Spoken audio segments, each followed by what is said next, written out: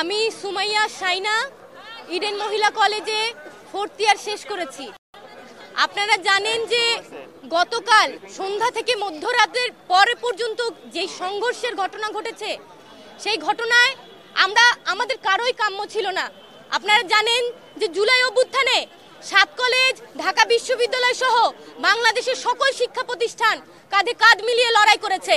কালকের যে সংঘাত হয়েছে, সেই সংঘাত 7 কলেজের শিক্ষার্থীরা কামনা করে না, প্রত্যাশা করে না। তারই প্রেক্ষিতে আজকে আমাদের এই সংবাদ সম্মেলনে উপস্থিত সকলকে শুভেচ্ছা জানিয়ে আজকে সংবাদ সম্মেলন আমরা শুরু করছি।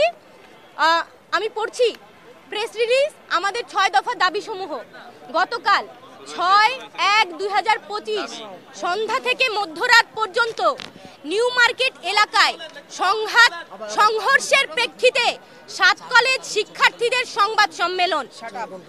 আমাদের দাবিসমূহ: 1. ঢাকা কলেজ সহ 7 কলেজের শিক্ষার্থীদের সঙ্গে ঢাকা বিশ্ববিদ্যালয়ের শিক্ষার্থীদের সংঘাতের দায় নিয়ে ঢাকা বিশ্ববিদ্যালয় প্রশাসনকে ক্ষমা প্রার্থনা করতে হবে এবং প্রো ভিসি মামুন আহমেদকে পদত্যাগ করতে হবে। 2. ঢাকা কলেজ শিক্ষার্থী রাকিবকে হত্যার উদ্দেশ্যে হামলা সহ ঢাকা কলেজের শিক্ষার্থীদের ওপর নিউ মার্কেট থানা পুলিশের ন্যাক্কারজনক হামলার ঘটনায় এসি, ওসি সহ জড়িত পুলিশ কর্মকর্তাদের প্রত্যাহার করে তদন্ত সাপেক্ষে বিভাগীয় ব্যবস্থা গ্রহণ করতে হবে।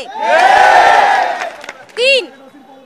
ঢাকা বিশ্ববিদ্যালয় যে সকল শিক্ষার্থী কর্তৃক ইডেন কলেজ ও বদরুন্নেসা কলেজ সহ 7 কলেজের নারী শিক্ষার্থীদের সম্পর্কে কুরুচিপূর্ণ মন্তব্য ও অশালীন অঙ্গভঙ্গির সঙ্গে জড়িতদের বিচারের আওতায় আনতে হবে।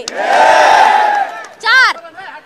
ঢাকা বিশ্ববিদ্যালয়ের সাথে 7 কলেজের একাডেমিক এবং প্রশাসনিক সম্পর্কের চূড়ান্ত অবসান ঘটিয়ে 24 ঘন্টার মধ্যে বাতিল করে শিক্ষার্থীদের দাবি অনুযায়ী স্বতন্ত্র বিশ্ববিদ্যালয়ের রূপরেখা প্রণয়ন করতে হবে। 5. উদ্বুদ্ধ পরিস্থিতি সমাধানের জন্য প্রধান উপদেষ্টা, শিক্ষা উপদেষ্টা, শিক্ষার্থী উপদেষ্টা নাহিদ ইসলাম, ইউজিসির সদস্য এবং ঢাবির ভিসির সমন্বয়ে 7 কলেজের শিক্ষার্থীদের প্রতিনিধি টিমের সাথে তাৎক্ষণিক উচ্চ পর্যায়ের মিটিংয়ের মাধ্যমে এই ঘটনার সমাধান করতে হবে। 6. ঢাকা বিশ্ববিদ্যালয়ের সংশ্লিষ্ট এরিয়াতে সিটি কর্পোরেশনের জনসাধারণের জন্য উন্মুক্ত করে দিতে হবে। আপনারা জানেন 7 কলেজ 2017 সালের পর থেকে অধিভুক্ত হওয়ার পর থেকে 7 কলেজের শিক্ষার্থীরা বারে বারে রাস্তায় নেমেছে, বলেছে আমাদের সংকট নিরসন করেন। আমরা বারবার বলেছি এই যে শিক্ষার্থীকে বারে বারে মুখোমুখি দাঁড় না করিয়ে এই সংঘাত না তৈরি করে এই বিষয়টির একটা সৃজনশীল সমাধান আপনারা দেন, কিন্তু এই সৃজনশীল সমাধান যতদিন পর্যন্ত দেওয়া না হবে এই সংঘর্ষ কিন্তু চলতেই থাকবে। এই কথা কিন্তু আমরা স্পষ্টভাবে বলে দিতে চাই। তাই আমরা বলছি অতি সত্বর 7 কলেজের এই যে সংকট, সেই সংকটের সমাধান করতে হবে। আচ্ছা, আমি মোহাম্মদ সজিবউদ্দিন, ঢাকা কলেজ।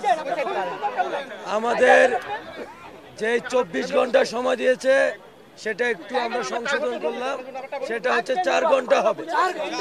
4 ঘন্টার ভিতরে বিকেল 4টার মধ্যে প্রবেশী মামুনকে পদত্যাগ করতে হবে। আর এই আমাদের ঢাকা কলেজের শিক্ষার্থী রাকিবের উপরে যেভাবে নির্মম, যেই ফ্যাসিস্ট আওয়ামী লীগের আমলে পুলিশ যেভাবে হামলা করতো, ঠিক সেম কায়দায় হামলা হয়েছে। আগামী 4 ঘন্টার ভিতরে এই হামলাকারীদেরকে শনাক্ত করে বিচারের আওতায় আনতে হবে। যদি না নেয়, 4 ঘন্টা পরে Dhaka college, Titumir college, 7 college সহ আমরা কঠোর কর্মসূচি দিতে বাধ্য হব। 4 ঘন্টার আলটিমেটামে আমাদের যে 6 দফা আছে, এই 6 দফা হচ্ছে বাস্তবায়ন করতে হবে। যদি না করে তাহলে আমরা 4 ঘন্টা পরে আমরা কঠিন কর্মসূচির দিকে যাব।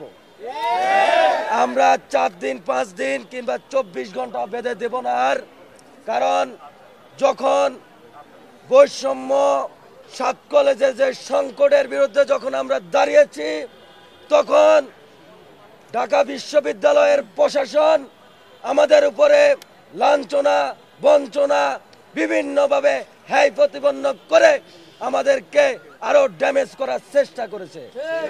আমরা যখন প্রতিবাদের সুর তুলেছি, তখন এই মামুন বাহিনী দিয়ে নীলক্ষেত এই মিরপুর রোডে আমাদের উপর অতর্কিতভাবে হামলা হয়েছে। যদি 4 ঘন্টার ভিতরে আমাদের দাবি বাস্তবায়ন না হয়, আমরা কঠিন কর্মসূচির দিকে যাব। আমাদের আহত আমরা 7 জন, এখন পর্যন্ত আমাদের গুরুতর আহত আছে 3 জন, আর হচ্ছে 7 জন, আর হচ্ছে আনুমানিক হচ্ছে আপনার 10 জনের মতো আছে। 10 জন হচ্ছে দৃশ্যমান যারা এখন আমাদের হলে আছে, আর নরমালি হচ্ছে 50+ হবে আমাদের যারা আহত হয়েছে সবগুলি।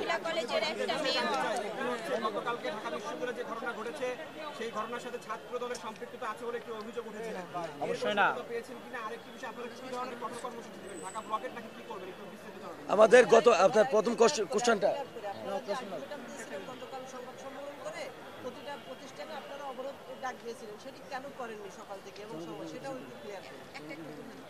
কালকের আপনার কোশ্চেনের অ্যান্সার দিই। কালকে আমরা হচ্ছে জনদুর্ভোগের কথা চিন্তা করে আমরা হচ্ছে জনদুর্ভোগের কথা চিন্তা করে আলোচনার প্রেক্ষিতে সকল দল মত নির্বিশেষে ক্যাম্পাসে 7 কলেজের সাথে সকল সামাজিক সংগঠনগুলোকে নিয়ে আজকে আমরা কালকের হচ্ছে যে সংবাদ সম্মেলনের যে কর্মসূচি ছিল ওটা উড্ড করে আজকে আমরা কর্মসূচি হচ্ছে হাতে নিয়ে যে 4 ঘন্টা আলটিমেটাম দিয়েছি, যাতে আমাদের হচ্ছে দাবি দাওয়াগুলো মেনে নেয়, তারপরে দেন আমরা কর্মসূচি আচ্ছা ওইটা হচ্ছে 4 ঘন্টা পরে আমরা পেয়েছি জানিয়ে দেবো আমরা কি ধরনের কর্মসূচি দিব।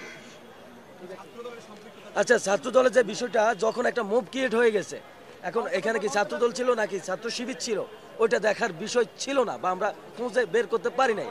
ঢাকা বিশ্ববিদ্যালয় সবাই হল থেকে ছেলেপেলে যারা ছিল ওরা বেরিয়ে আসছে, ঢাকা কলেজের হল থেকে সবাই বেরিয়ে আসছে, যাতে ক্যাম্পাস টু ক্যাম্পাসে যে প্রাতিষ্ঠানিক যে দ্বন্দ্ব, সেই দ্বন্দ্বতে ওটা চলে গেছে ভাই।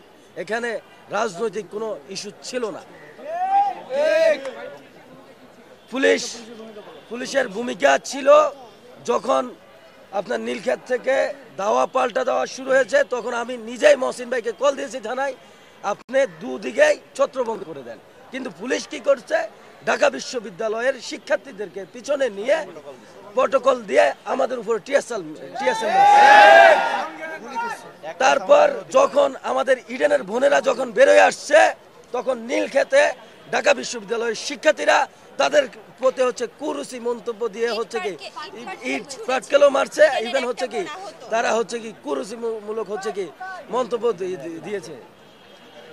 আর কোনো প্রশ্ন? বিদ্যুৎ যে বন্ধ, এই এরিয়াতে মাঝে মধ্যে বিদ্যুৎ থাকে না, কালকেও বিদ্যুৎ ছিল না। ইভেন যখন এটা সম্পর্কে এক্স্যাক্টলি হচ্ছে আমরা কিছু জানি না, তবে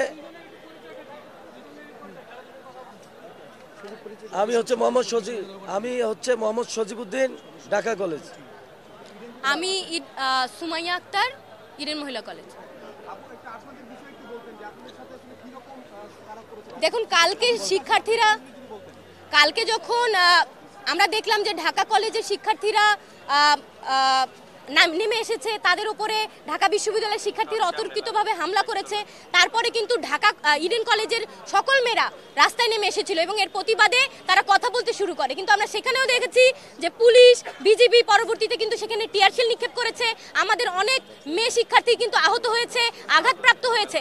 ফলে আমরা বলছি, এই যে জুলাই অভ্যুত্থানের সময় আমরা দেখেছিলাম 15ই জুলাই পুলিশ এবং ছাত্রলীগের পেটোয়া বাহিনী সাধারণ শিক্ষার্থীদের হামলা করেছিল, আমাদের নারী শিক্ষার্থীদের আহত করেছিল। কালকেও কিন্তু আমরা দেখলাম ঠিক একই কায়দায় আমাদের নারী শিক্ষার্থীদের উপর হামলা করা হয়েছে।